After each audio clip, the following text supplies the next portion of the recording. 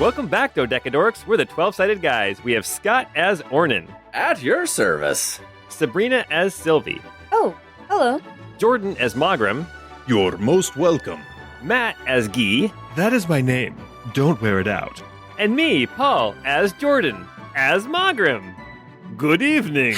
You're in Hinky Punk. No! I'm next in Venom. And so forth. We're glad you're hanging out with us as we adventure further into the land known as Via Severia. If you want to see more of the world, you should consider becoming a patron where you get access to the wiki, maps, and battle maps we use in this campaign. There are little nuggets in some of those maps that our players missed, but you can see them as you navigate through the wiki. And if becoming a patron just isn't in the cards right now, a rating, review, and recommendation is more than enough. Keep hanging out with us, and we'll keep tickling your ear holes with our antics, intrigue, and even more... And our pinkies. Oh, God, only consensually. Yeah. and even some tender moments. Anyway, if you ever stopped trying to kill the Knight Arthur so you can have an adventure of your own through the demon realm, then this podcast is for you. It's Chorus of the Forsaken, episode 37.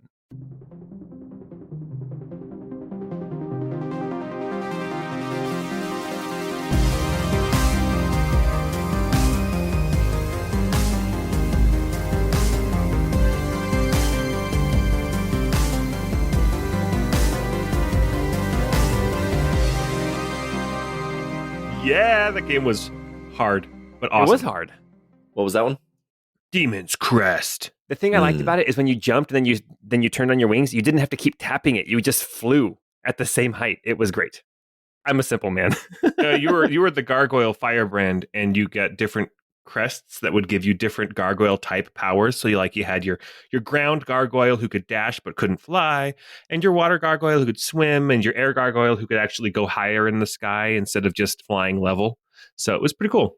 Yeah, the ground guy, I wanted to like him because he could tackle people. He'd do a dash tackle, but his weapon was acid or something that would just hit the ground and just slide along the ground. So getting flying enemies, you kept having to switch back and forth between regular firebrand and earth firebrand. I know, it was the worst. Kind of like the Tyrannosaurus in the original Mighty Morphin Power Rangers sometimes would shoot a beam into the ground and it would travel and explode the ground in a line and then blow up on the monster. I've always said that. Yeah.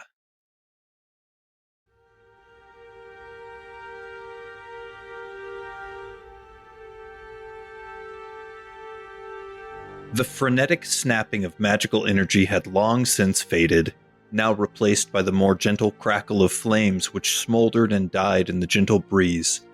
The smell of charred earth hung heavy on the air, mingled with another familiar burning scent, this one more sinister. Mogram stood in the clearing of the low-lying throughway in the woods, perhaps an old road, long since abandoned, and contemplated the devastation that lay about him. I feel numb, thought Mogram as he looked at his hands. Perhaps I am broken. Perhaps I am cursed. How many times have I stood in this spot, on the field of apparent victory, the smell and light of fires around me, and yet this feeling of cold and dark, the strange loneliness and stillness following a battle. After arriving in Martin's Rest, Wilhelm and Associates had met the eldest son of the Martin family, an adopted Leonin named Neldor. The town had been plagued by bandits, and the paladins and followers of Helm, one of which being Neldor's youngest sister, had taken it upon themselves to serve as protectors to confront this foe. Neldor, in his pride, felt that such a duty should fall to the Martin family, and accordingly had hired our band of heroes to help put an end to these bandit encounters. Following one such encounter, the group managed to convince some bandits that they wanted only to meet and converse with their leader. Hiding along the roadway, Wilhelm and Associates waited as the bandits approached for their meeting. In a dazzling flurry of magic and destruction, a crackling sphere of black energy enveloped the bandits, followed by a bead of fiery energy which exploded violently. With ruthless efficiency and magical force, Wilhelm and Associates obliterated the bandit group, with the exception of one, which managed to slip away. Mogram looked down. He had meandered toward a now lifeless form, charred beyond recognition. Unthinkingly, callous in his apathy, his booted toe had begun flicking through the burnt remains, as though searching for some identifying trinket or keepsake. He caught himself, ashamed at the old habit, one he had picked up over 30 years ago while on his earliest deployments during some of the more violent inquisitions. Mogrim's thoughts drifted once more, recalling image after image of the nearly countless battlefields and villages he had the displeasure of campaigning through. His mind lingered on one memory, the first time he had seen the Ignis Fatuus, his hinky punk. This was very different than that time, Mogrim thought with conviction. These were not harmless villagers or children. Mogrim shuddered at the memory. These were bandits, who had broken the law and purportedly had even shed blood. This place will be more stable now that we've dispatched them. He did not feel convinced. Fortunately for him, he did not feel much of anything. Looking up, he saw Ornan and Prelate Annalise. Ornan wore his concern openly. He had opposed strong action, insisting that perhaps there was more to the plight of these bandits which drove them to this. Perhaps with greater planning they could have avoided this. Perhaps with more information, they would have taken a different course of action. Perhaps these bandits were more innocent than they appeared, and simply needed some assistance. Mogrim looked down at the form on the ground. Perhaps, he thought to himself. But it's too late for that now. May Kelemvor be just in his judgments as he places their souls, our souls, upon his scales.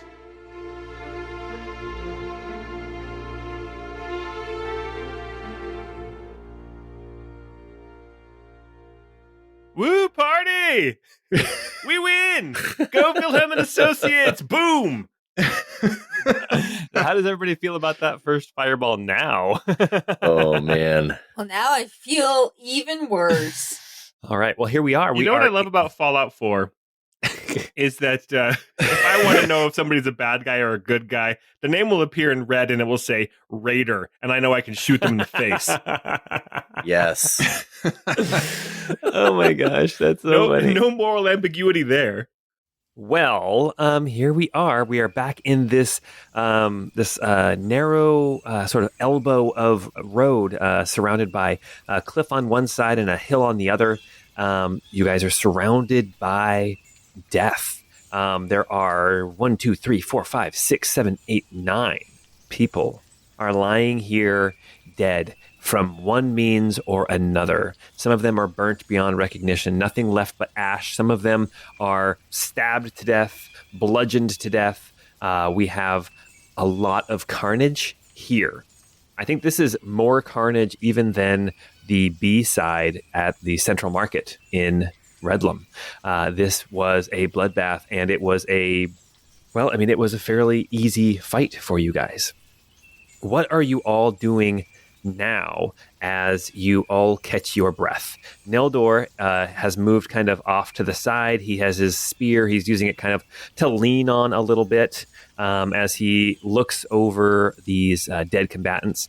Prelate Annalise has moved down the cliff, and she is now kind of walking amongst the bodies, not doing any kind of religious rite or anything, but just stopping and looking at each one of them in turn. Ornan takes off his backpack and starts rummaging for a minute and pulls out a shovel and starts digging. I think Mogrim would be watching Ornan do this and would have this kind of grim look on his face, and then he would nod to himself and would start trying to figure out how he could kind of drag the bodies over to be able to get them ready for burial. While you guys are doing that, I will specifically go to the charred body of the woman with the wizard hat who seemed to be leading everybody. And I'm just going to pick through her belongings, not pocketing stuff, but looking for any kind of communication or books or letters, something that might give more information. Okay. She is wearing, even though she survived the fireball, her clothes are still smoldering. Her hat is a mess, so even taking that and wearing it would not be like, what was her name again? I know who you're talking about. The witch. Gerard can't wear this hat. Yeah, no, this hat will not be sold to Gerard. Oh. You start rifling through her things, and the one thing that you do find, kind of crisp on the edges, you find a book on her waist, and you recognize it is some sort of a spell book. This book has been damaged by 2 quite powerful spells. So there are some spells in it. If we want to go through that, we can figure out which spells are still legible and which ones have been ruined beyond recognition. I'll just pocket the book. I'm not like looking for money or anything, but I'll just have the book. But I'll keep looking through for anything else. Yeah, you find that like on her hands, she doesn't have any rings on or anything like that.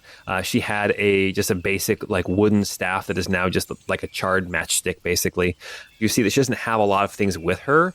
This was a day trip for her. She was not carrying her life with her, so you imagine that a lot of her belongings would be probably at their base. Okay, then I will. Once I've kind of gone through her things, I will also pick up her body and carry it over where Ornan is digging a grave, I imagine. Yes. I don't know how long you'll have this take, but Ornan is going to dig an individual plot for each person. For 9 people? Yep. I mean, we're talking, if you go straight, that's going to take like probably 4 hours. Okay. Ornan is setting about that task. Ooh. You are still digging the first hole. What is Sylvie doing? Sylvie is going to kind of look over, not so much like for loot, but kind of just to see like these people who she fireballed, these people who she just wiped out so instantly. Kind of, she wants to see who they are. I don't know. She wants to gain some sort of insight from just like looking at their faces and knowing, you know, maybe they were evil. Maybe she could tell just by like looking at them. Okay, you start looking through these bodies. I'm going to have you make 1 insight check. That is a nat 1. Oh, no. Oh, my gosh. Sylvie, you have never seen death on this scale. And as you are looking at all of these people lying here and recognizing that you did this to at least 4 of them, you don't really know how many you killed because they were hidden by that black mass. But you know that some of them were definitely you're doing. You see faces that are now frozen in these screams of pain and terror. You can see jaws open wider than you think a person should be able to open their jaw as they were screaming with every ounce of strength they had, and their words were literally burned out of their throat before they could even make a noise because of this fireball. That is what you see with your natural 1 insight. Sylvie is going to turn away, but she is also going to start helping Ornan dig. Okay. Ornan, do you have another shovel or a pick or something? Well, I can use the pick that I fight with. I've got 1 more shovel in the pack, I think. All right, I'll take that. And I'm going to take off my shirt and look hot while I dig holes. I saw that movie as a kid. Holes? Stanley Yelnats? Stanley Yelnats, yeah. As you are starting to dig, if you guys are all going to work together to dig these holes, you could probably finish it in a little under 2 hours. You start digging that first hole. Neldor comes walking up as Annalise is moving around from body to body. She doesn't do a religious ceremony, but she does kind of like put hands across the chest and stuff and help prepare them for what you guys are going to do. But Neldor looks around and he says, I understand your sentiment, but one of them got away, and he will be warning the rest of them. This might not be a safe place for us, or worse, they may escape now that they know that we are coming. I would urge us to move forward. You, sir, are welcome to head down the path. I will not be following you. After I dig these graves, I'll be returning to town. But we had a deal, Ornan. Your deal was to take out the leader. I don't see that person among the dead. Our deal is forfeit. If you want my protection, you will come back with me to the village. Wait, Ornan, you're seriously going to go back now? I'm done with this.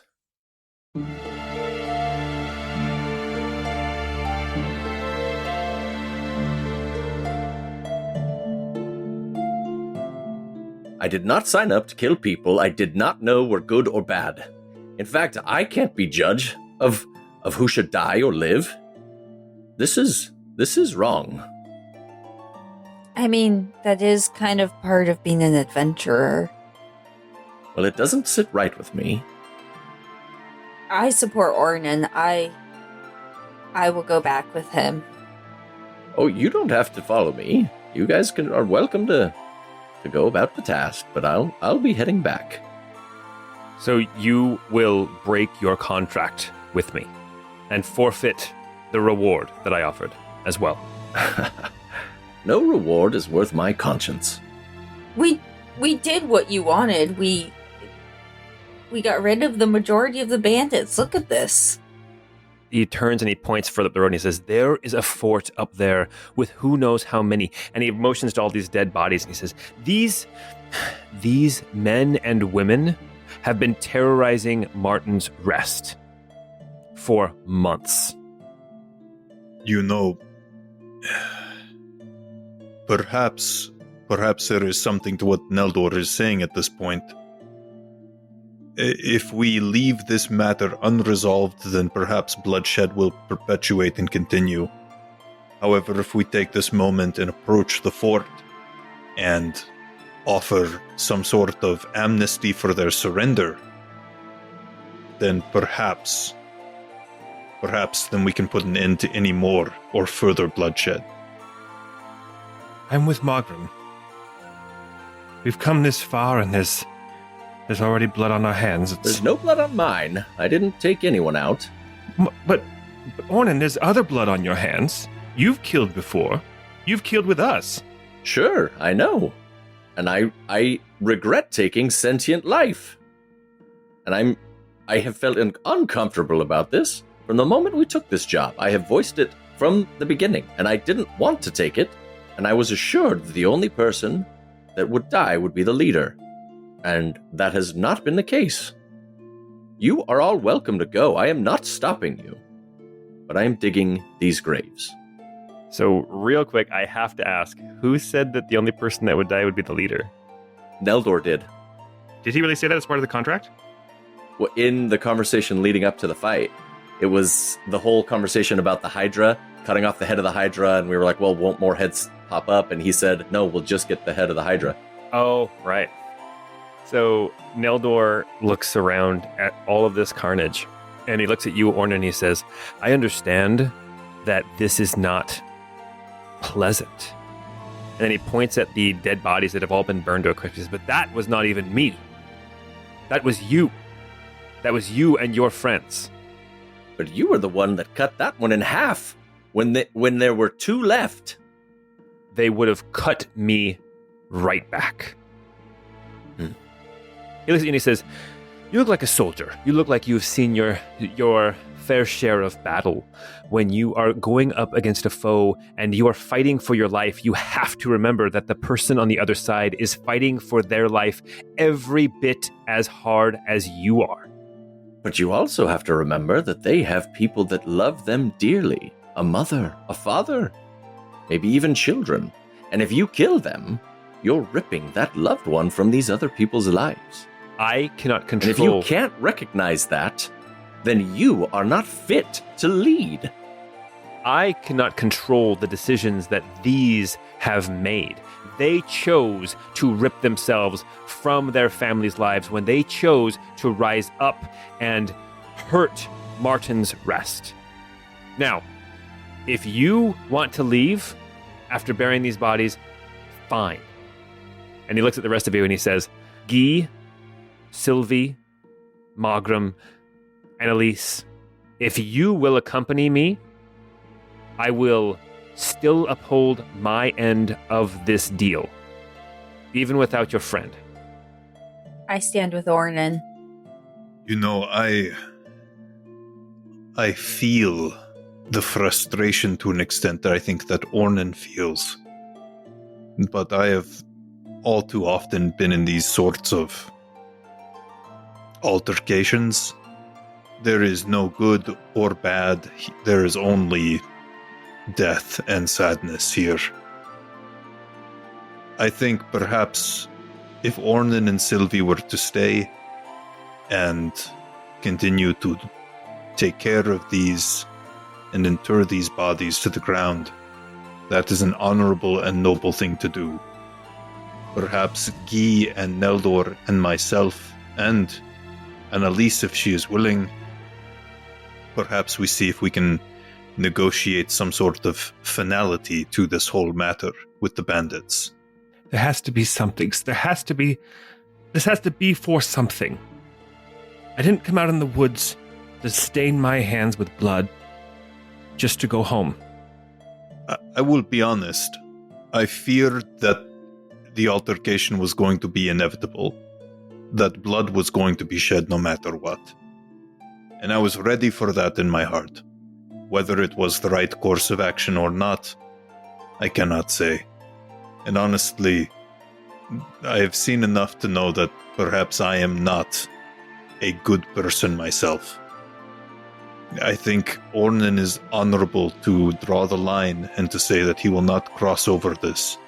And I think that that is a good thing and something that I will honor and respect for his choice there as well. Whatever the case, what is done is done. And if it is an opportunity now for us to try to put an end to the strife that is afflicting Martin's Rest, then I think that we should take advantage of that. Otherwise, to your point, Guy, perhaps this blood has all been shed totally in vain. And it's not fair. It's not fair. Before I met you, I had never taken another person's life. Ever. And that all changed in the basement of the Temple to Aona. There were bodies all over that temple. Bodies of friends of our companion, Annalise. And there was no compassion, no questioning what their motives were. And we come here and we hear reports of bandits terrorizing the countryside. The only person I know well in this city himself was a victim of some of these crimes.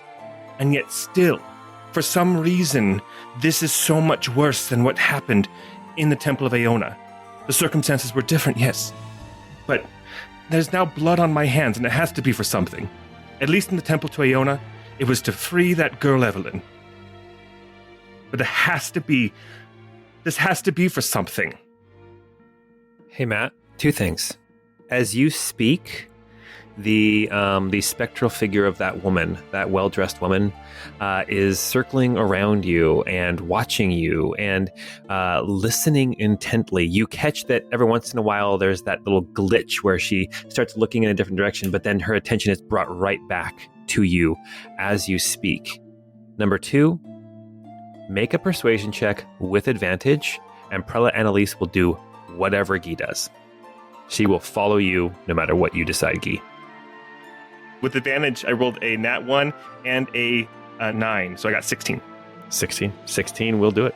Okay. As you're speaking, Annalise, she nods as you're talking about the acolytes in the temple and people that she knew, and now these folk are more important than good people who died. So, okay.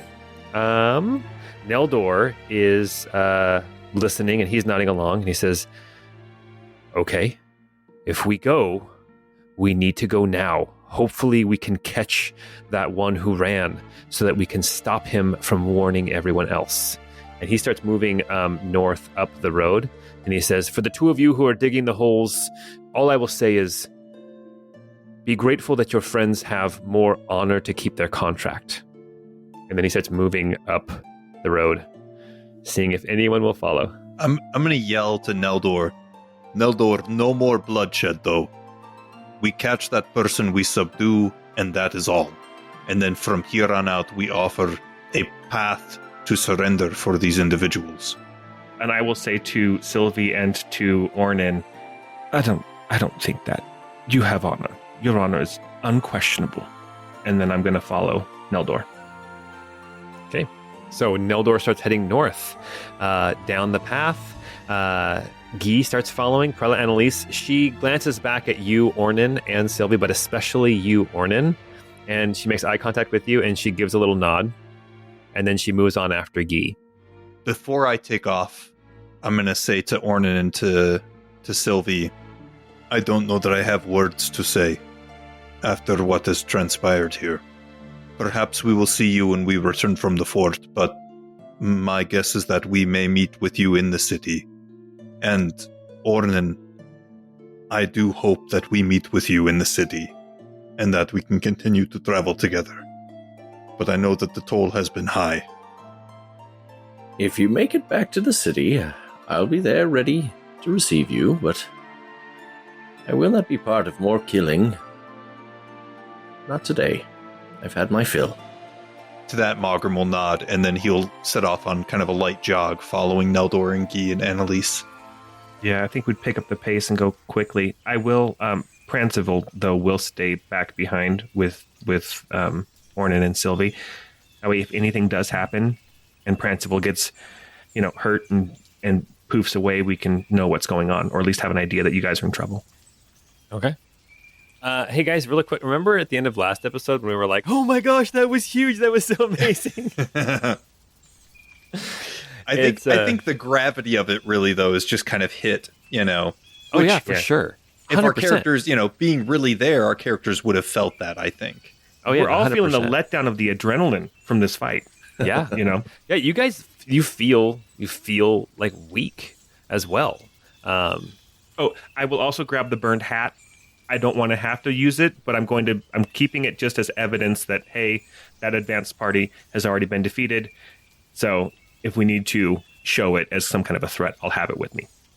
All right. So what has happened now is that the rogue who got away has at least a 10-minute head start on you guys. Okay. So what we're going to do, we're going to split the party and head towards danger. And leave the other party in the woods. Probably. They will probably not be able to leave the woods until dark. So, this is going to be great. Yep. Let's start with first Neldor, Annalise, Guy, and Mogram. What I'm going to need from you guys, because the going is rough, the trail is sparse, you lose it a lot of times. You have to boulder over some large rocks, that kind of thing. So what I want you guys to do is I want you guys to make either acrobatics or athletics checks or survival checks, okay? And what we're going to do is we're going to do a group check, and between the four of you, you guys have to average 15, okay? Ooh, okay. Guy's doing acrobatics. That's an 18. Nice. Mogram's going to be doing a survival check. 13 for Mogram. That still averages out to over 15. That does. I don't know that we can make it. Let me check real quick, because now we have Neldor and we have Annalise. So Neldor's check is going to be athletics, and his athletics is a +3, which is a 23. He rolled a natural 20. Nice. Whereas Annalise's roll was a 4. It's a 9. Okay, so what do we got? We got 23 plus 9 is 32. That's it. Yeah, we made it. We made it. Okay. So, this is what happens with you guys in a little bit. Ornan and Sylvie, you guys are left here in the woods. The sun is moving. It's like as high as it's going to be at this moment. It's right about noon, maybe a little bit past noon, and it's starting to head down towards the afternoon as you are digging holes. Ornan, you got your shovel out. Sylvie, what are you doing to help Ornan?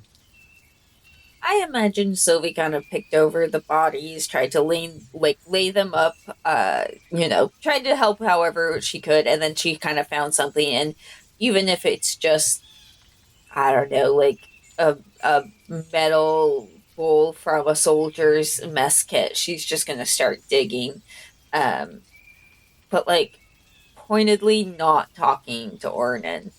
She's a little bit. She's working through some stuff. Okay.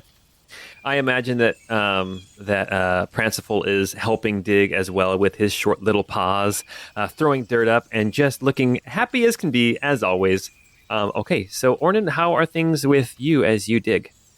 Ornan is humming an old deep gnome digging song as he's digging. Okay. Not feeling great.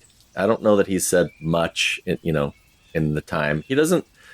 I guess Sylvie could make like an insight check to see like what his thoughts are or feelings are, but he hasn't said much to Sylvie either. Sylvia's pointedly not interacting with him. Cool. So he's just kind of humming and digging and sweating. Okay. All right. We are going to now move to Neldor, Annalise, Mogram, and Guy, as well as Spooky Lady. Running through the woods at a brisk pace, we have Neldor at the lead with his 23 athletics. We've got Guy right behind. Mogram is staying up close. Annalise is lagging behind a little bit. You can tell that she's been in the temple for a long time, and this kind of physical activity, she has not done it for a while, and she's wearing scale mail. So she is lagging a little bit, but she is managing to keep up. As you come around a corner, you can see that there is another one of these streams that comes out of the woods to head down towards the river. And probably about 50 feet ahead of you, 60 feet ahead of you, you have managed to gain on this rogue. You can see that he is limping. He's kind of grabbing his side. You don't see any blood or anything. You think maybe he's got like a cramp or something from running so hard. This is probably about 40 minutes after you guys left that battle. So it's been a while before you were able to catch up to him.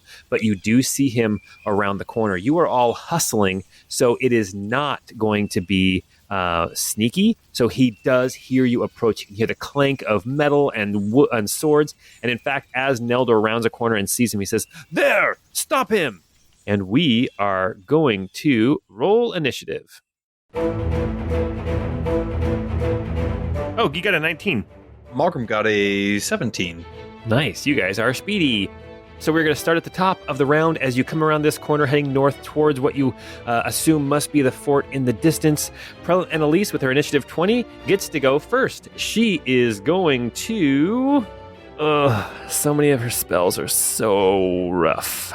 Very destructive spells. She's got some she's a light cleric, so she's got some pretty... All the fire, yes. After the conversation, she's not sure what to do, so she's just going to do a dash. 5, 10, 15, 20, 25, 30. A 5, dash, 10, dash, 15, dash. 20, 25, 30. Yeah, she's gonna dash. She's running towards him, and she's shouting out, "Stop! We don't want to have to kill you!" And then it is Guy's turn with his initiative 19. All right, so is it okay if I have Spooky Lady go first? That should be fine, yeah. Okay, so she's going to move the full 100 feet to the other side of that bridge. He's approaching a bridge to cross the river, and she's going to dash across and stand at the end of the bridge to kind of keep him from crossing. And then Guy is going to go ahead and run up as well, his full 60 feet to get right up at the other side of the bridge, within 10 feet of this guy. And he's going to say, "If you surrender, we'll spare your life. We have no desire to kill you." Okay, make a persuasion check with disadvantage. I have my mace, my scepter, so it's just a straight roll. Okay, A 21 persuasion. that's a very good roll. We'll see what he does on his turn. Mogram, it's your turn. What are you going to do? All right. I'm going to click my heels to activate the boots of speed that I have. Okay.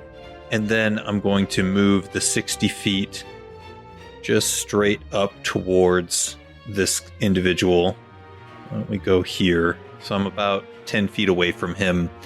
And if I can, I'd like to prepare an action. Okay. If he tries to, run away or attack one of us, I want to hit him with one of my level 2 strong paralytic darts. Okay. That is your turn. You have this ready to go. This rogue, with your 21 persuasion, he starts backing, instead of going towards the bridge, which was his original path, he starts backing into the woods, but not running into the woods. He has his back turned to the woods, and he starts backing up slowly. I saw what you did back there. You murdered them all. You killed them all. You're going to kill me too. And he starts backing up. He has not made an action to run. He has not drawn a weapon. He has moved probably about 15 or 20 feet back further into the woods. And it is now Neldor's turn. Don't screw this up, Neldor. Neldor is going to dash right up next to him with spear in hand, so he cannot make an action this turn because he has used the dash action. He is going to rush up next to him, point the spear at this guy, and say, "Stop! Fall to your knees, and we will let you live." And now, next round, Annalise is going to move up and kind of move into the woods to kind of try to surround him. Guy, what are you going to do? Guy is going to move closer, but still stay like 10 feet away. Put my hand on Neldor's shoulder, and I will say again to this running man, the greatest 90s dance move. Where is Professor Sub-Zero? Oh, jeez, yeah, or the greatest Arnold Schwarzenegger movie. And I will say again, we want answers, and we want to bring you in alive. Okay. Why don't we move on to Mogrim's turn? Mogrim, with his boots of speed on, is going to make his way into the woods and kind of cut off his escape. Okay.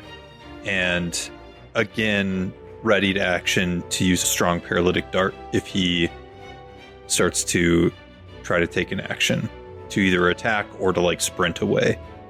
It is now his turn, and we are going to leave initiative as he kind of puts his hands up, pulls them away from his short sword and dagger. And he says, I don't want to die. And then he gets down on his knees.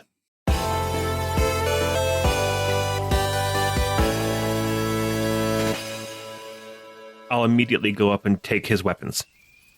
Okay. I think I'll come from behind and I'll start binding his hands behind him. Okay. Neldor is going to look at him and say, up ahead at the fort. That is your base, correct?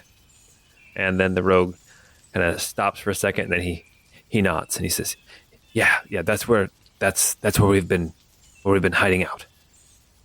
And then Neldor says, how many are still there? And is Megan, your leader, there?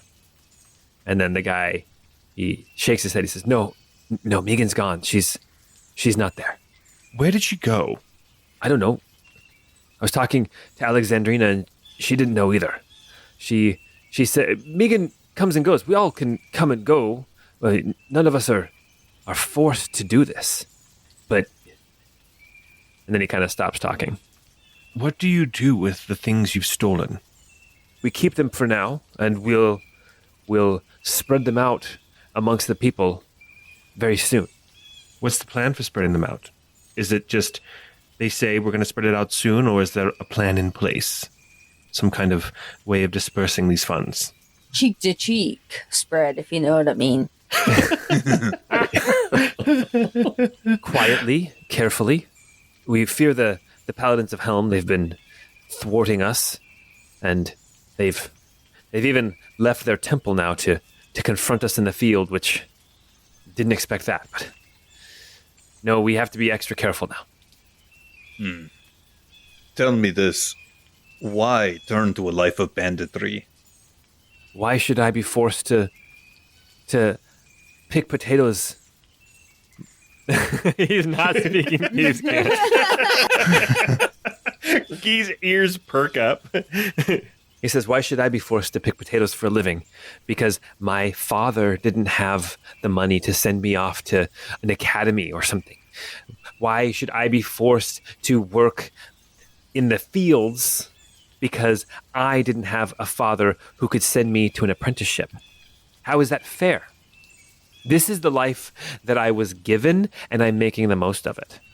But what about those people whose fathers did allow for apprenticeships? What about the ferry boat captain who fishes and mends nets and fixes boats on the side to make ends meet? Why is it okay to take from him? As a hypothetical, purely hypothetical. Why would you not be spreading them cheeks for him? He says, nothing. You can see that he's kind of stammering a little bit. You're not sure if it's fear, or you can make an insight check if you want to. But he stammers a little bit. Oh, I always want to make a check.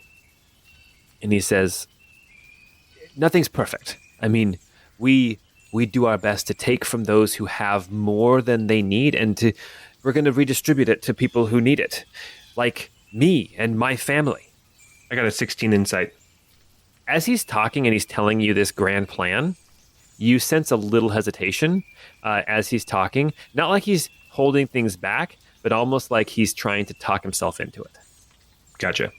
That's kind of what I needed to hear. Look, life isn't fair. And whoever told you that life ought to be fair, well, they are the ones that have deceived you. I don't blame you for trying to improve your station in life, but when you do it at the expense of other people, then there will be naturally repercussions, and those repercussions may be harsh. I'm sorry that you took these actions, but I also do not apologize that there will be consequences for them. I know life's not fair. I've had to work and scrape for everything I've gotten. And Megan came along and she showed us a way that we could get more. That I'm not asking, he looks over at Neldor, he's like, I'm not asking for your house on the island. I'm not asking for a manor. I'm asking for a roof that maybe doesn't leak every winter. A universal basic income? Yeah. Yang gang, all right, let's go. I'm asking for insurance that's not tied to my employment, which is picking potatoes.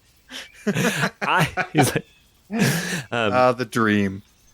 and yes, sometimes people who maybe they are closer to me than they are to him, as he points to Neldor, maybe sometimes they get caught in our net as we are trying to make life better. Maybe there is some collateral damage, and I can't control that, but we're at war, and not everyone survives a war. But if there's going to be change, then we have to fight for it, and that's what I'm doing. You hear as he is talking that Guy, with your 16 insight, he is now talking himself up, and with your 16 insight, you can almost hear somebody else's words that he is spitting back out. Gotcha. And what about Negan? Negan. Negan is from Walking Dead. Also a charismatic leader of bandits. Anyway. Oh my gosh! Yes, that's true. What about this Megan? What's her position once this new order is in place?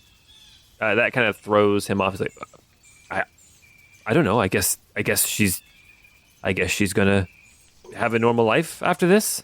You're from Martin's Rest, right? I'm from outside of Martin's Rest. Yes. And Megan is too. You've known her for your whole life? He thinks about it and he goes, No, Megan's an outsider. She's not from here. So, Megan shows up, an outsider, and you all trust her and listen to the things she says and begin to embark on this life of banditry. Because she speaks sense. Yes. I mean, it doesn't matter if she's not from here. She speaks sense. Even if she is an elf. Oh, elves. Yeah, Margrim spits on the ground. Hey, let's not be racist. Oh, I forgot to tell you guys. You guys would know, just in general, as you move towards Pithrian Barony, you are more likely to run into people who are not fans of elves. And it has a lot to do with the fact that there has been a constant struggle at the northern border between the elvish nation to the north and Via Severia to the south, specifically Pithrian Barony. They have been kind of the wall. They have been the clot. The battleground, yeah. Yes. So don't be surprised if you run into more and more people who are not necessarily fans of elves. Like Guy. Like Guy. I find this interesting, friend. I'm not your friend. I'm your captive. No, certainly not. You are not my friend. You are my captive. And fortunately, I think that is as far as it needs to go, and there need not be capital punishment levied against you at this point. I would very much like to meet this Megan individual. I think we all would. Is there any way that we can be taken to her? He thinks about it for a second. He says, "No, Megan's just. If she's not at the fort now, she'll come back. She always does." Interesting. Okay. What was your plan when you were coming back down this path? What were you planning to do with those you were coming to find? We were told that there were people who wanted to join us, that we might have some help in our crusade. Oh, you used the word crusade. Okay. That instantly turned me off. In our campaign. No, crusade, it's an apt word, though, when you stop and think about it. What you're doing is you're targeting those people who were born with more privilege, just as some sects of Aeonin worship target those who were born with magical potential. It's the same thing. It's hating others because they are different, because they have different privileges than you, and finding them less worthy. A question for you. Do you know, does Megan have a surname, a last name? No, she's just Megan. She's just Megan. And this is a very important question. Does Megan display any arcane abilities, any magical powers? He gets a little uncomfortable, and then after a few seconds, he kind of nods and he says, "Yeah, I've seen her do a couple things, yeah." What sort of things has she been able to do? He's starting to kind of squirm under your scrutiny. She's sent messages like to our brains. I've seen her create tricks of the light. Nothing like what you guys did back there with your ball of fire and your cloud of smoke. No, I've seen her do little things, little tricks, little sneaky things, but nothing so destructive as what you just did. Very well. Neldor pulls out some rope from a pack, and he leads this guy over to a tree and starts wrapping him up around the tree. And he says, "We'll leave you here, and we'll recover you on our return trip." Okay? So Neldor ties this guy up to a tree. He's like bound, like comically, like wrapped round and round and round and round, right? Like can't move his arms. Can I help him with that just to make sure that it's or maybe somebody's better at survival than I am? Yeah, I've got a pretty good survival. He's gonna use the skill use rope. Wasn't that a skill in like 3.5? Yeah, I think so, actually. Rope. Oh, gosh. Oh gosh. Oh yeah. And then he pulled out his 10-foot pole from first edition and second edition. Okay. Great for finding traps. He's gonna make a survival check with advantage. It's okay. It's doable. It doesn't look like this guy's gonna. If this guy can get out, it's gonna take him a long time to get out of this knot. But Neldor says, "Come, we should probably head to the fort before it gets dark." Yes, let's make haste. He says, "We still have another hour to go before we get there." And then the rogue who's tied to the tree kind of nods his head. Yeah. And then Neldor starts going across the bridge and heading further along the path. Guy, any idea on how Ornan and Sylvie are doing? I'm too far away to kind of see what Prancival sees, but he's still there, so nothing has happened to him, which gives me hope. That's good. Okay. I wish that Sylvie and Ornan could have been here for this conversation. I'll say as we're walking away from this guy, so he doesn't overhear us talking about how we are fewer in number than we should be, or we could have been.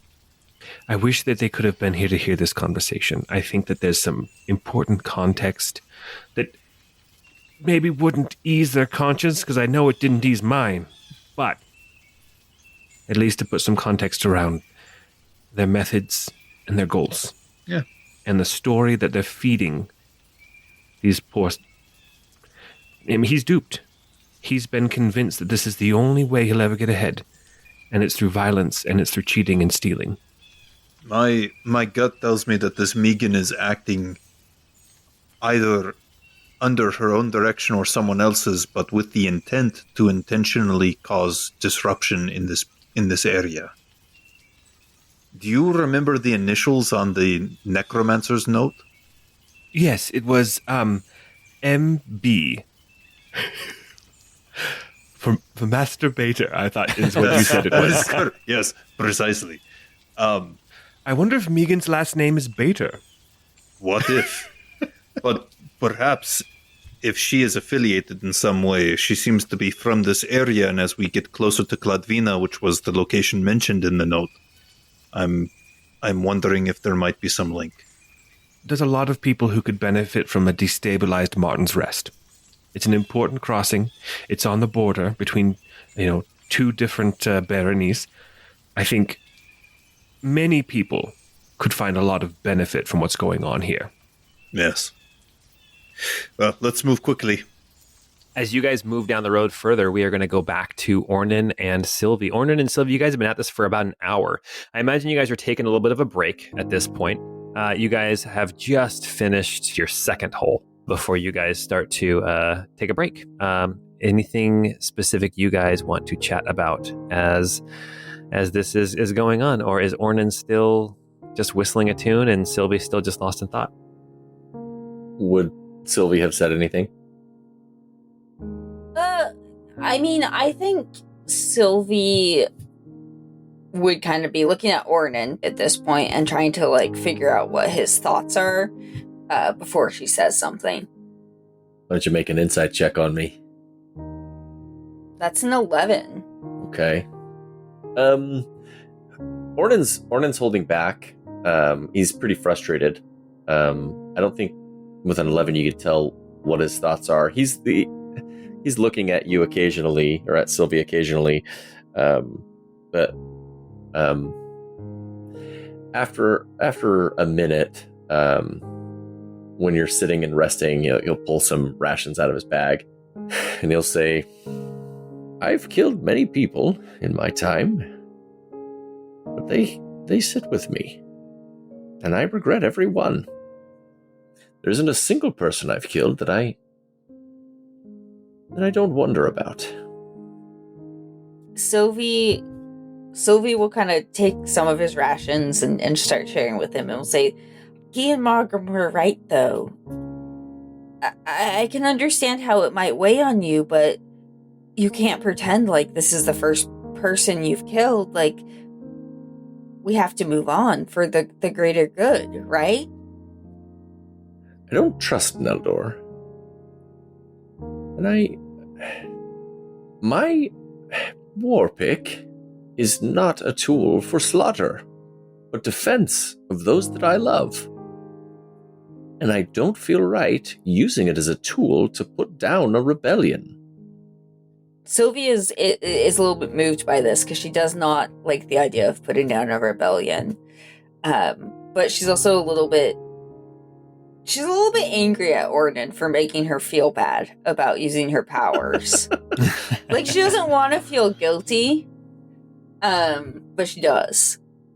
So I don't know. I think Sylvie will kind of just sit with that for a moment before going back and just kind of working at the graves. Do you think Sylvie do you think she remembers the conversation that she had with Annalise a couple of nights before? Oh, 1,000%. It's really weighing on her, and yeah, that's upsetting her a lot. Is this the first time that Sylvie's really recognized the power imbalance that she has? Yeah, and I think more than that, it's like she was told so much that her magic is good, and she believes her magic is good, but also people are telling her her magic is bad, so she knows she has to stand up against that, but also, like, damn, that was, like, hella up. So she doesn't, like, she's very conflicted right now, and Ornan is, he's a fellow gnome. He's, I don't want to say a father figure, but, like, he's an older paternal, like, gnome, and she really respects him and trusts him, and the fact that he's so bothered by it. He's the Funkle. Exactly. But she's also pissed because, she shouldn't feel bad about having to kill people who are trying to kill her. As you guys keep digging these holes, the rain goes from the drizzle that it has been for the last few days, and it starts to turn into these big, thick, heavy drops that just soak you to the bone. And I imagine, Ornan, you don't slow down one bit as it is raining and pouring on you. And Sylvie, you keep right along with him as you continue to dig. It's spite. You guys will finish the graves right about the time that Guy and Magram and Neldor and Prelate Annalise make it to the fort. So as Guy and Neldor, Prelate Annalise, and Magram, as you guys are moving through the woods, the rain starts to pour down even harder. It is so... You're drenched to the bone. Nothing is dry. You feel... It's one of those rains where you're like, have I ever actually been dry? Because it is just so wet and it is cold. We are definitely into autumn. The weather is probably down in the 40s at this point, with this cold rain. And you hear in the distance the claps of some thunder. It looks like it's still quite a ways off, but a storm is coming. Is everybody else waiting for Sabrina to say the clap of some cheeks? I was thinking it. Yep. The thunderclap them cheeks. As you guys continue to move through the woods and move through finding the trail, losing the trail, and then finding it again, you eventually come to a point where Neldor sees up ahead because he's leading the way, and he says, "There, up there on the hill, that outline, that's it." And as Mogram and you and Guy, as you look at the part of the forest that he's pointing at, you can see it's not so much that you see the fort, it's that you see straight lines where in nature there aren't straight lines. Mhm. You can see the edge of this fort. Except for basalt. And bismuth. Bismuth Yes. does 90-degree angles, man. Hell yeah. I love me some bismuth. Can't get enough of that bismuth. She was a fun villain in Steven Universe. Let's yes. get down to bismuth. Let's get down to bismuth. As you guys are seeing this fort, you see that the fort is not very big. And Neldor told you it wasn't a huge fort. It was more like a border fort or something. It's probably only about 70 feet north to south. And then east to west, it is only, maybe like 120, 110 feet. So it's pretty small. There are two towers. There's like this gatehouse, and there's a tower on either side. And the gate looks like it's relatively substantial. It's definitely like falling apart in places, but it's closed. And you can see that it looks like there's this large lock on the gate to the front. You can see that apparently it looks like there is so on the west side of the building is the gate, and then there are these two kind of walkways, these ramparts that then lead to a large kind of keep in the back, and that's it. It's just like a gate and a keep.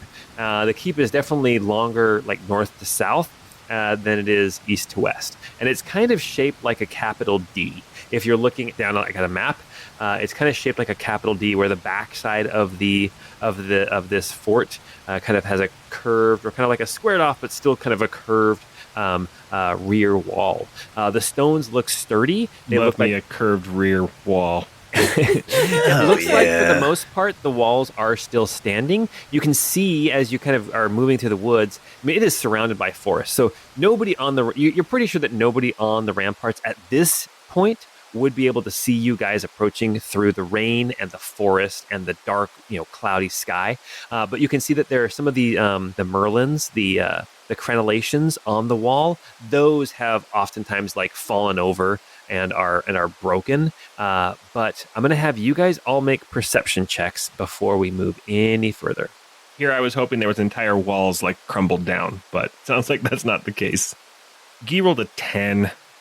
Mogram got a 17. The highest roll is definitely Mogram. Mogram, as you are approaching the fort, you can see a little bit more than everybody else. You can see that on the top of the northern tower, so the gatehouse, the gate is on the west wall, so there's a tower to the south and tower to the north. And on the top of the north tower, you do see that there are two figures. They are moving around. It looks like they're standing close to each other. They might be having a conversation. It's hard to tell exactly what's going on. And then you see that on the ramparts between the gate and the keep, you can see that there are figures moving. It looks like there's one figure that's closer to you and one that's further away. So you imagine that one figure is moving along the ramparts on the south ramparts, and the other figure is moving along the north ramparts. That is what you see as you approach the fort. And we are going to move forward in just a second, as we move back to the burial grounds. And Ornan and Sylvie, you have been working through this rain. The thunder is getting louder. The lightning is striking closer. The rain has not let up. And you now have these 9 graves that you have dug that are now all covered. I imagine you guys stand up, kind of brush some of the mud and dirt off of your clothes, and step back, take a breath, and here you are. Well, I have a few words as we're finishing this. Of course you do. I've been thinking about them as I sit here.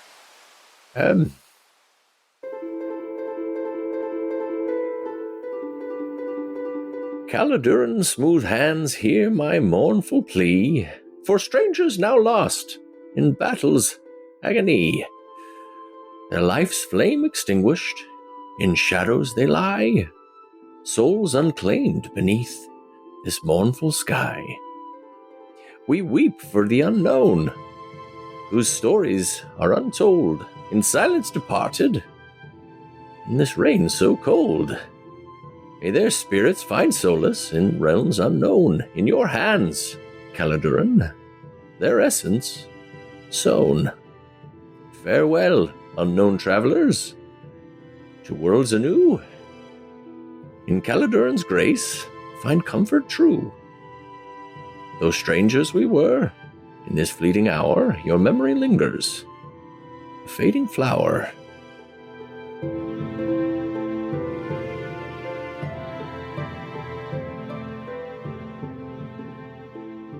How does Sylvie feel listening to that benediction or that eulogy?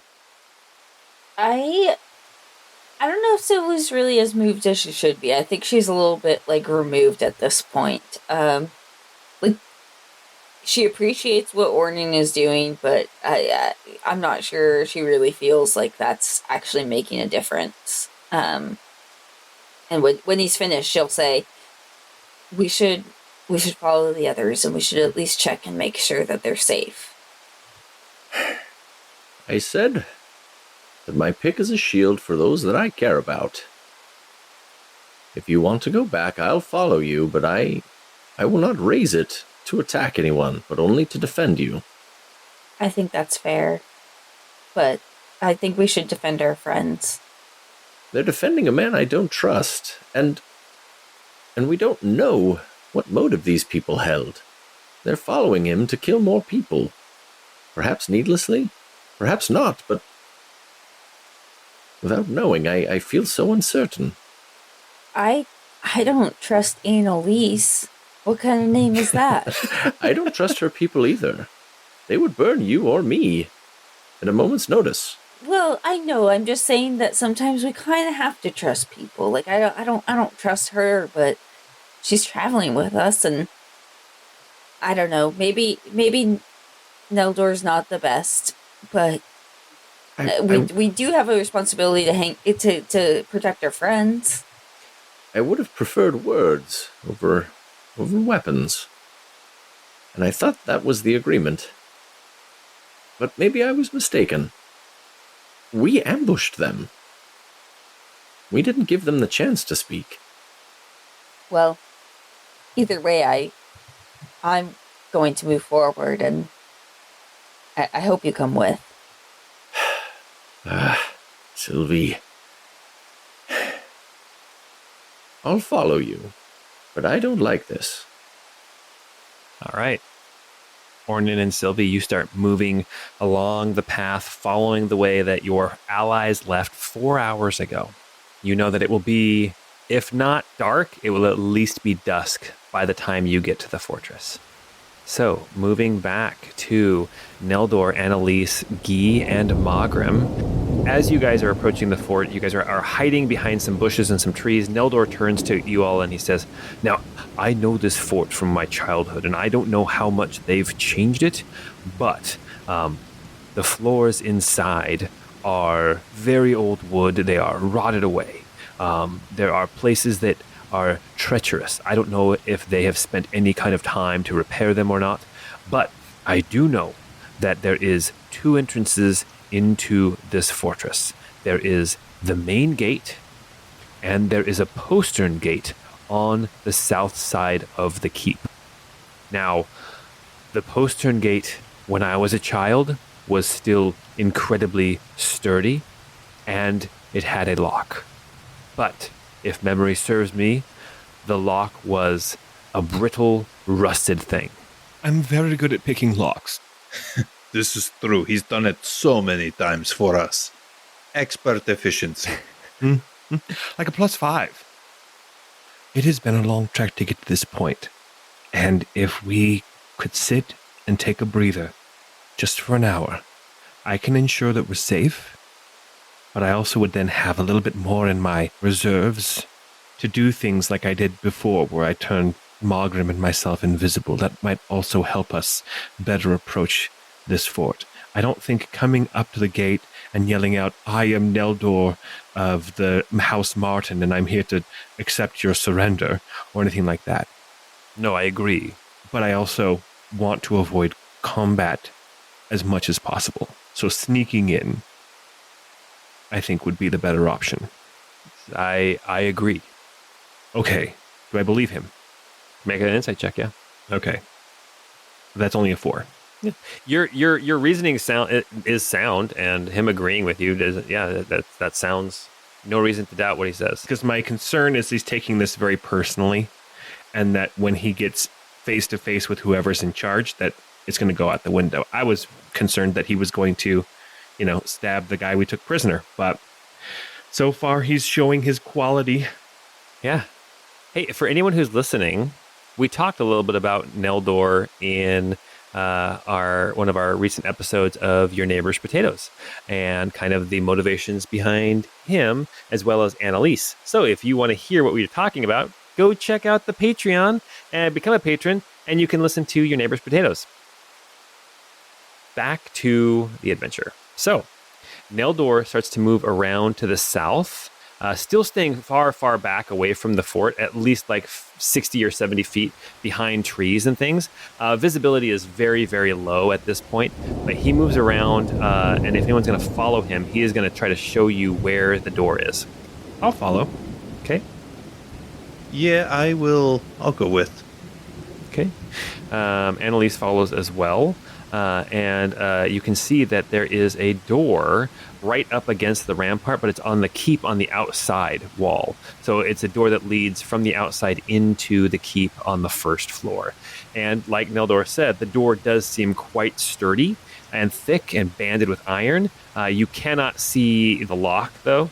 But if you guys want to take a rest for an hour, it's fine. I would let you guys take a short rest, burn some hit dice, get some skills back, get some spells back. Okay. Let Margrim and Sylvie get 3 hours away instead of 4.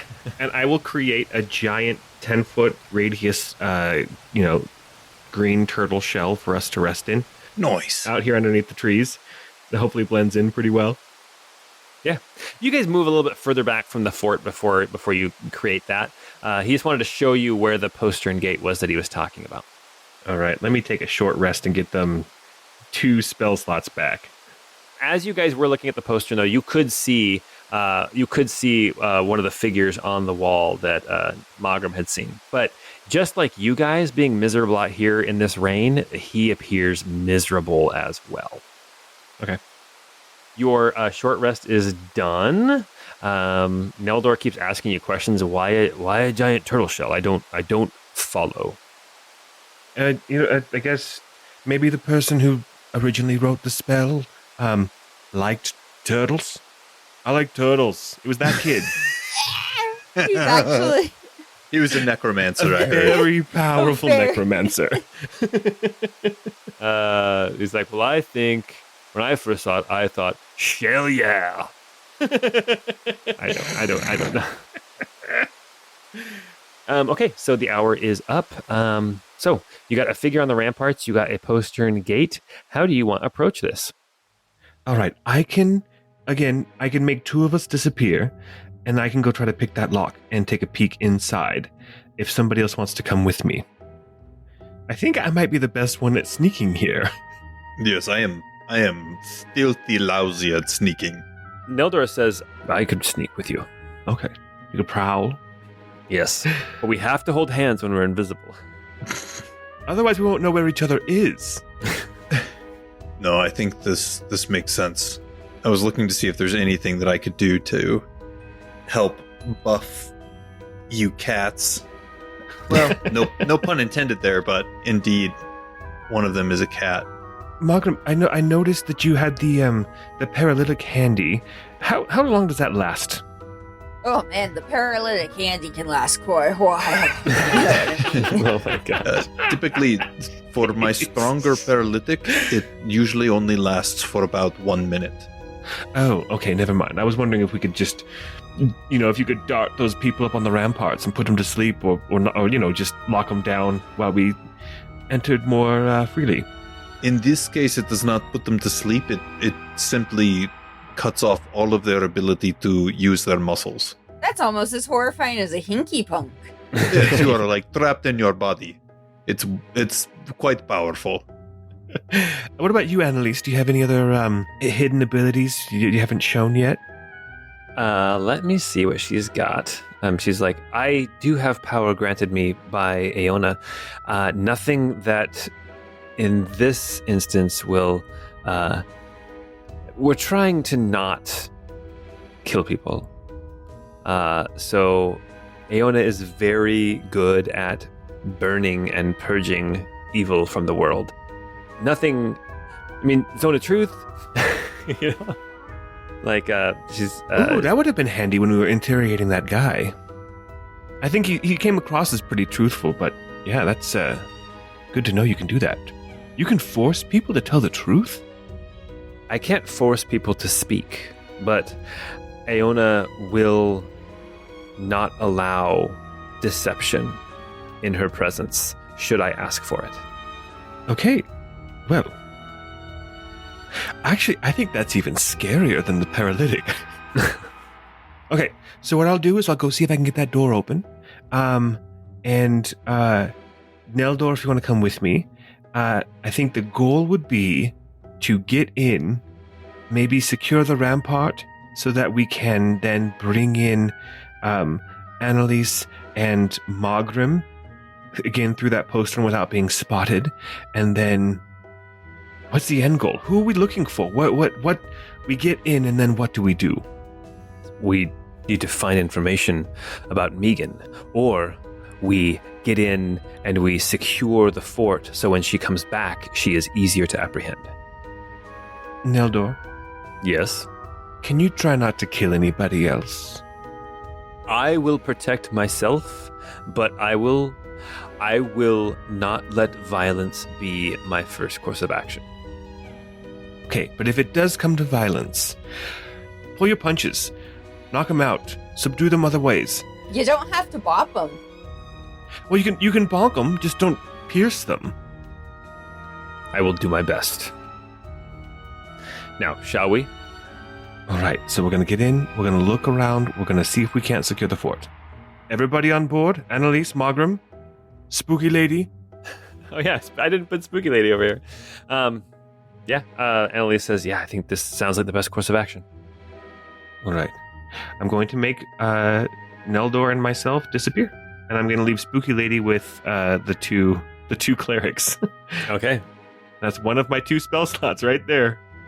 Once you guys are invisible, Neldor starts moving silently towards that locked door. All right, I'll also approach it and attempt to pick that lock. He's going to make a stealth check with advantage. Ooh, he rolled a natural 19. He is good. I made a stealth check with advantage. I got a 17. All right. As you get up closer to this door, you can see on the ramparts. You can see there is a figure. She looks miserable. She's got this thick cloak on. She's got the hood pulled up over her head. She'll take like 2 steps one way and kind of like stand there for a second, and then take like 5 steps the other way and just kind of stand there for a second. And she turns around. You can hear her calling across the courtyard to the person on the other side. She's like, "This sucks," and you hear a response from the other rampart that says, "I know." But that's just what's going on there. So why don't you go ahead and see if you can pick this lock. The lock does look brittle and old, so I will let you try to pick it with advantage because it is definitely a piece of junk. Okay. Well, unfortunately, I only rolled a 14 with advantage. You feel like you are close, but you can't quite get it unlocked. As you fiddle around with your tools, you can hear Neldor like behind you, kind of breathing. It's like, is it working? Why is it working? I think they've replaced the inner mechanism, but the outer mechanism still looks like garbage. Let me give it another try. It's gonna be a few minutes. It's okay though. We're invisible for an hour. He's so good at picking locks. After working on this for 20 minutes, you can make another check. There we go. I got a 23. Okay. You start working on it again with some renewed vigor, and suddenly, click, click, the lock pops open, and the door actually starts to open on its own because the hinges are so shot, and the door is not plumb anymore. So it opens on its own. It opens inward, and as the door opens, you can see this is a doorway that leads onto the first floor, the ground floor of this keep. You can see that there is a little 5-foot hallway that goes in just about 10 feet, and then it turns to the left. It turns north. As you step inside, Neldor is right behind you. You can see that this hall, it heads north for probably about 60 feet, and you can see that on the right side, on the east side of the hall, you can see that 1, 2, 3, 4. There are 4 different doors on the wall, and you can see that at the end of the hall, it turns to the right. Neldor whispers in your ear, and he says, "These are the sleeping chambers. This is where servants used to sleep a long time ago. I don't know what they're using it for now." All right. I will just quietly try to take a peek into the very first of these sleeping chambers. Neldor quietly closes the door behind you. You actually find that very first door that you come to is actually locked. It looks like the door is old, the lock is old, so same rules if you want to try to pick it.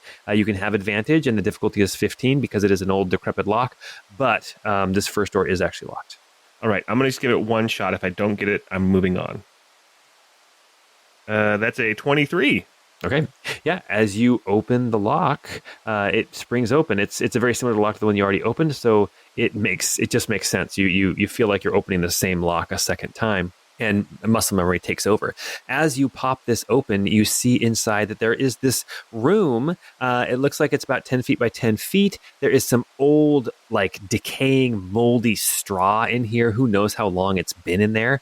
This looks like it was some sort of a chamber, maybe a cell of some kind, not so much a bedroom, but like a place where they would hold prisoners, potentially. You see there is a bucket there, old rusted bucket, but you also see that there are a couple of boxes and even a chest in here. It looks like they've been using this as storage because it is a locking room.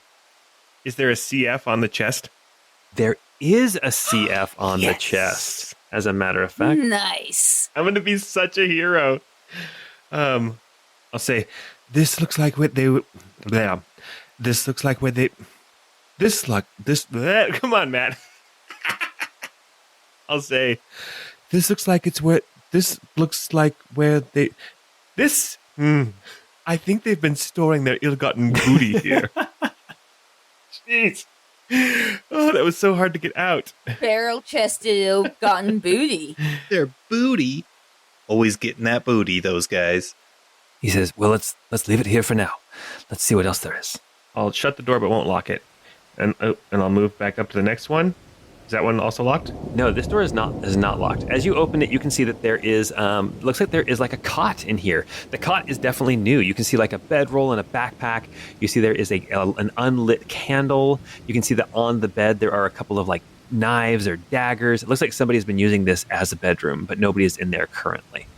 Okay, that's a good point. I'm going to go up to the next. I'm going to close that door again, and then I'm going to go to the next door, and I'm going to listen at it to see if I can hear if there's anybody in there.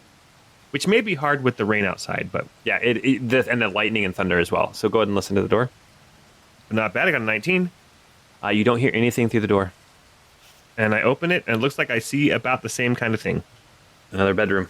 And then you move up to the last door on the right before the hallway turns a corner. And again, somebody's been using this as a bedroom. Neldor is right behind you as you guys approach the corner. As you look around the corner and see where this hall goes, you can see that it immediately, there is this old, busted, broken wooden staircase. It looks like it is navigable. It is usable, but boards are broken. It's going to be loud. It's probably going to be loud and squeaky. And you also see that on your left, there is a door that leads into a latrine as well. Because you got to get those latrines for verisimilitude. Because people really poop. I don't know if you knew that. All right, Neldor, let's take it easy on these stairs, okay? And then I'm going to go ahead and pop up the stairs as carefully as I can. Okay. Why don't you make a stealth check? As Mogram, you and Annalise and Spooky Lady are here in the woods. What are you guys doing? At this point, I think we're just kind of hoping we don't hear cries of alarm. I think Mogram has devised that if he starts to hear like trouble coming from within the fort, then he's going to try to cause some sort of a distraction, like start trying to set some trees on fire and make some noise and, try to get some guards' attention diverted from away from within the fort, so that way he can give them a better chance of escape. Annalise is getting a little bit antsy as she is waiting here. She's kind of rubbing her hands together as she keeps glancing back at the fort. Even though from this distance you can't see too much, you can basically see that figure moving along the rampart here on the south side, but that's all you can really see. Okay, and moving back inside the keep. Guy, you made a stealth check. What did you roll? I got a 21. Okay, and Neldor had got a really good roll too. He got a 20. This is really easy, Naldo. We probably should have had the clerics come with us, too. Passive perception as you move up, Guy, you can hear a couple of people talking. And as you kind of step up the stairs with your very sneakiness, you see that there is this large open room. And it's not really open. It looks like there were walls that were once here, but a lot of them have fallen down. Like the wooden parts of this keep have kind of broken. They have been reinforced. Like the ceiling has been reinforced with new beams and new boards, but it's all very, very rough. It's all very slapped together. It's like we're walking on pallets. Yeah, exactly. And you can see that as it is pouring down rain, that there is water leaking in from multiple holes in the roof. But the two figures that you see, there's this long table set in the center of the room. You see that there's like cots and beds around the outside. You see that there are these two like large, strong people. There's a woman who's sitting closer to you. She's got leather armor on. You can see that she's got a great axe propped up close to her. And sitting on the far side of the table, you see that there is a man. He's also wearing leather armor, and he also has a great sword. These both look formidable, but they look like probably brawlers as opposed to like soldiers. And that is all you see in this room from where you're at. You see a couple of like little chests, I guess, little boxes, little footlockers, and you see some food on the table as well. And that is what you see. As you are standing there, you do hear, you catch a little bit of the conversation that these two are having. And the guy at the far side, you hear him mutter something under his breath. And then the woman says, I know, but Megan she's in charge. Every time Megan has left, she has come back. Now, I know that normally she lets at least one of us know where she's going, but she'll be back. And then the guy sitting at the far side, he kind of shakes his head and he says, I don't know. Something feels different this time. And then the woman says, she would not abandon us. She brought us together. Why would she bring us together just to abandon us? And the guy just kind of like harumps and just kind of sits back and grabs like a loaf of bread and just starts gnawing on this loaf of bread. And that is what you see as you enter into this main room in the keep. And we are within 10 feet of this woman. You are incredibly close. Your stealth checks were very, very good. Okay. I did not expect, not just splitting up, but splitting up again. I did not expect this three-way split. Well, you know, they always say don't split the party, but I think it adds a lot of drama and verisimilitude. Oh, 100%. It's It just makes a lot more sense. I think I'm the only one who can see this of the players. This room is basically like just a north to south, very long room with a table in it, and there's just these two guys just chilling at the table. I have no idea what to do. Oh man! If we were like, hey, we're coming in to like take this over, like assassinate people, and we weren't saying, we're going to make sure we try not to kill anybody, they'd be sitting ducks, right? We could get their weapons from them and then take them out. But that's not really what we're doing today. Especially not with two of us. Guy, as you and Neldor are standing on these stairs, trying desperately not to make a move, to make those stairs squeak or creak, watching these two bruisers, these two brawlers, eat their meal as you are hiding there in the keep. Mogram, you are outside of the fort. You are watching, waiting for... Anticipating. You're watching, waiting, anticipating. You are sure at some point there will be a scream, there will be a call to arms, and you will be forced to rush in, but it hasn't happened yet. You and Annalise are out there waiting for it.